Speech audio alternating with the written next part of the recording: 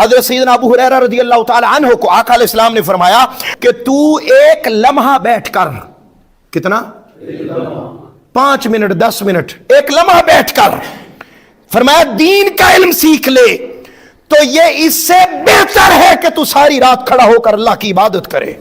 سیدنا ابو ذر غفاری رضی اللہ تعالیٰ عنہ آپ روایت کرتے ہیں کہ آقا علیہ السلام نے مجھے فرمایا، قال لی رسول اللہ صلی اللہ علیہ وآلہ وسلم، یا ابا ذر، اے ابو ذر، لأن تغدو فتعلم آیتا من کتاب اللہ خیر لک من ان تصلی 100 رکعت۔ اے ابو ذر، قرآن کی آیت کا ایک آیت کا علم سیکھنا، بولیے قرآن مجید کی کتنی آیات کا؟